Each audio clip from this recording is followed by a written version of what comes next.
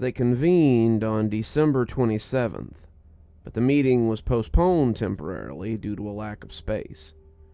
Randy and Sam had intended to have it in the security building, but when Grandpa and Marcus had arrived promptly at noon, and the space was already feeling cramped, they decided to find a bigger venue. The greenhouse was no better, the ladies' office was too small as well, and finally, they decided on a picnic area near the 9 o'clock display area. Attendance was non-existent. The cold was keeping people indoors. And as Grandpa and Marcus took their seats, John called out to the group. He had seen the note they had left on the door and went looking for them, and Dr. Winters was coming along not far behind him. The warden arrived just before the lady, seeming to appear in the picnic area from thin air, and limping as he came to rest on a picnic bench. When the lady came to sit on one of the tables, she seemed pleased with the turnout. "We all know why we're here," she said, looking around at the assembled folks. "Once again, our town is threatened, and it may soon be up to us to put aside another incursion by the Green Man. The Moon Elves have decided not to come this time, though I suppose your Glimmer might break from tradition," she said, looking at Marcus. "Unless expressly forbidden by the Queen, she'll be there. I'm not even sure that would stop her in this case. She hates that she missed all the fun last time." "Fun isn't exactly what I would have called it," said Dr. Winter, "though I suppose Moon Elves' fun may be different. Speaking of, Doctor, will your charming companion be joining us?" Winter nodded. "She has an aversion to sun, however, so she won't be at the meeting today." The lady nodded. "Very well. Does anyone else have someone not present who will be joining us for the battle?" No other hands went up, so she nodded and went on. "Very well. My Brandylow have been assessing the defenses of the park for the last few days, and they have compiled a report that I think might be helpful." She stepped aside, motioning for Randy to come forward. He came hesitantly, not seeming to like being the center of attention, and his drawl was worse than usual when he spoke. "Well, we have the walls, of course. I think they would find them hard to plant an ambush over, and the other Brandylow have agreed to a man that they will be manning them during the meeting to make sure no one comes over them. There are the Guardians as well, the big tree guys that some of you saw last year, and the gnomes, the little bearded fellas. They have agreed to keep an eye out too. At least I think they have.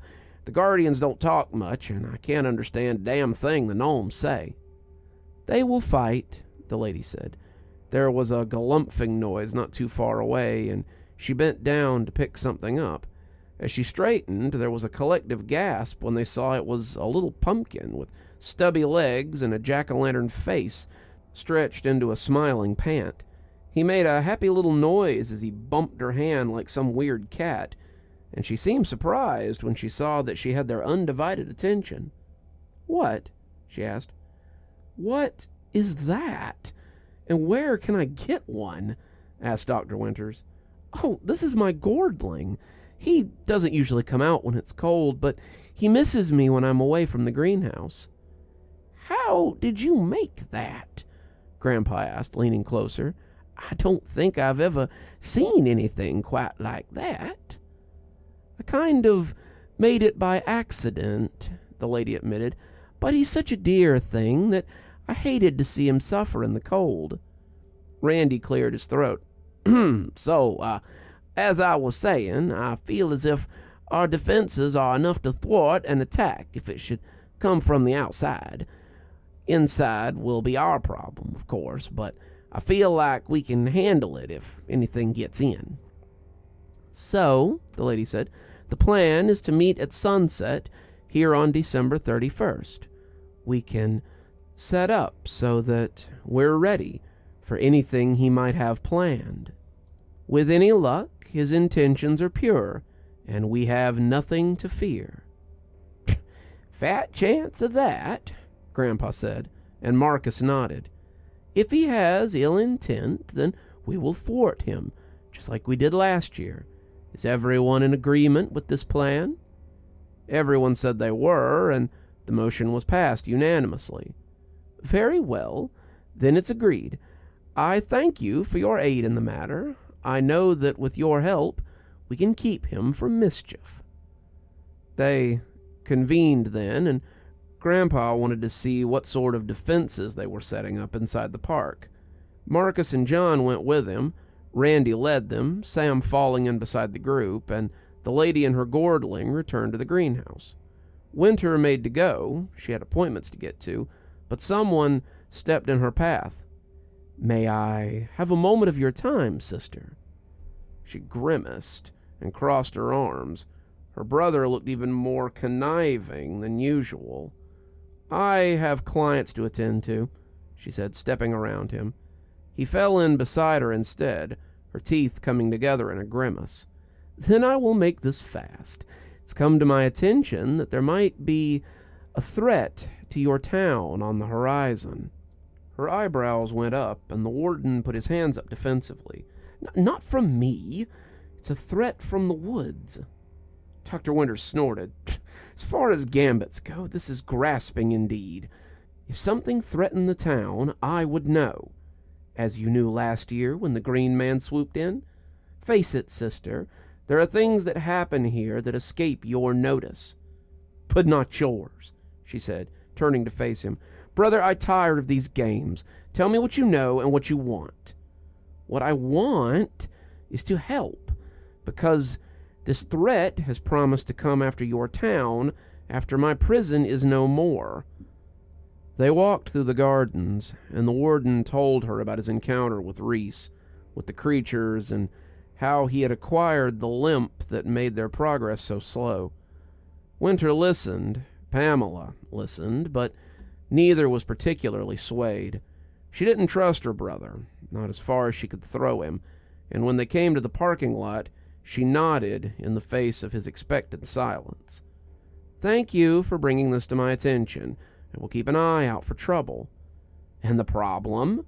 he asked, sounding more desperate than she had ever heard him. "Your problem," she corrected.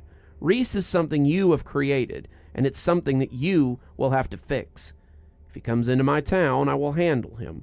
Until then, we will patrol our hunting grounds and handle our own skirmishes." Translation: you're on your own. Pamela Winters walked back to her office, leaving her brother to stand there and watch her go. She felt a little sorry for him as he stood there, hoping she would turn back with such force that it was palpable. But she didn't. He had burned his bridges, and she was not in a hurry to rebuild them. "So, in summation, it looks like we have ourselves some fun on the 31st. Marcus laughed. "Not too much fun, I hope." John, Marcus, Glimmer, and Grandpa were sitting on the back porch and discussing the meeting from earlier that day. Glimmer liked the sound of their defenses and the readiness of the Brandylow and their allies. She also liked the sound of these guardians and wanted to see one while she was there. "I saw some of them during the war," Marcus told her. "They were pretty cool." "I'm not sure how much use I'm going to be," John admitted, leaning back as he looked up at the stars. "Can't really do magic or anything, and I'll have no real fighting skill."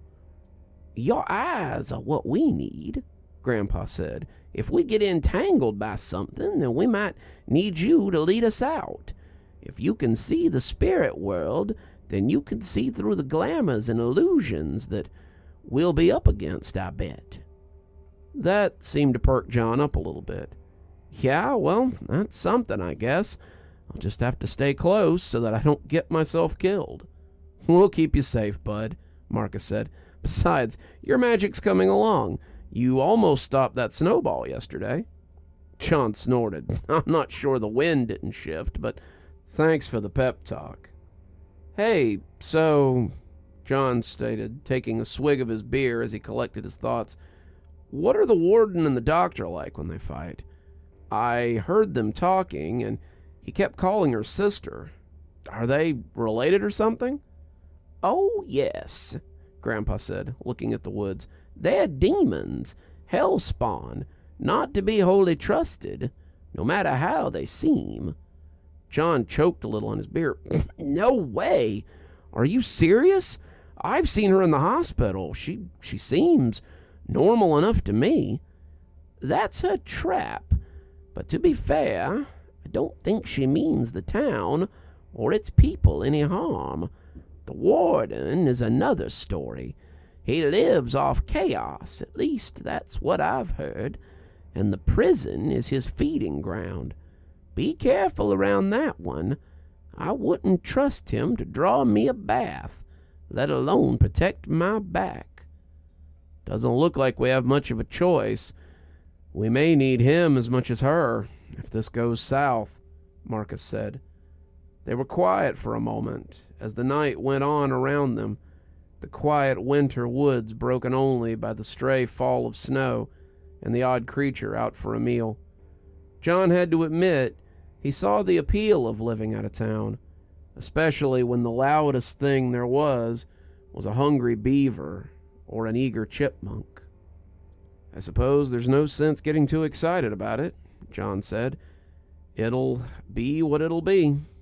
Grandpa nodded. Always is. The warden made his way into confinement with all the confidence of a king heading to his dungeon. Mobley wasn't here today, which was a blessing, and Sergeant Kiln greeted him with respect. The respect was twinged with fear, as it almost always was, but the warden had come to expect this. Fear was his due, it was his right, and he basked in it. Where is he? He? Kiln asked, not understanding. You know, our silent protester. Oh, him! He's in his cell for the moment. He's certainly causing quite a stir. He's been mechanically fed twice now, you know. He's still wearing the clothes we put on him after the last time. Still hasn't said a word. Won't respond to anything. Never showers. Never eats. Just sits there and stares at the wall. The warden nodded. I want to see him. Kiln shrugged. He's in C4. Let me grab some keys and out. That won't be necessary. I'll speak to him alone, thank you, Sergeant. Kiln started to object, but finally just handed the warden the keys and let him go. He had learned what Mobley refused to, that most of the time it was just best to do what the warden wanted. The warden thanked him, telling him to tell his officers to give him about 20 minutes to speak with the man. As he came onto the quad, he was not subject to any of the hooting or catcalling that some other people might have gotten. He was not questioned about paperwork or toiletries, and most of them knew better than to draw undue attention. When he was in their presence, it was better to be invisible. He approached the cell he wanted, but when he looked in, he found only a haggard mess awaiting him. The inmate inside looked rough, a transformation that had taken about 2 months. His hair was gone, his head perfectly bald, as it had grown and been shaved again and again. He was filthy, his skin appearing tan from the dirt and grime that covered it. The warden could smell some of that filth, as it seemed he was just letting it drop where it may these days. He was thin, weeks of refusing to eat having caught up with him. But his eyes, God, his eyes were the worst. His eyes were crazed, like someone looking through hell's back door, and the warden couldn't say he was surprised. After all, hadn't he been the one to slam that door? Long time no see, Cribs. The man turned his head to look at the door, as if he hadn't banged it open loud enough to wake the dead a moment ago. He mumbled something, probably the first thing he had said in weeks. Pardon? B50967, he rasped, sounding like a rusty spring in an old mattress. Ah, that's right. I almost forgot that you prefer to go by a number than a name. They say you've been causing quite a lot of trouble. though I guess that might be my fault. I didn't play fair in our little deal, but I'm willing to fix it if you're willing to collect your final kill." He looked up, a small amount of interest slipping amongst the distrust. "You see, there's someone else I need killed. There's a man threatening my prison and all who live in it. If he's allowed to continue, he will bring about the end of everything I have built here. You will kill him, and our deal is complete. What do you say?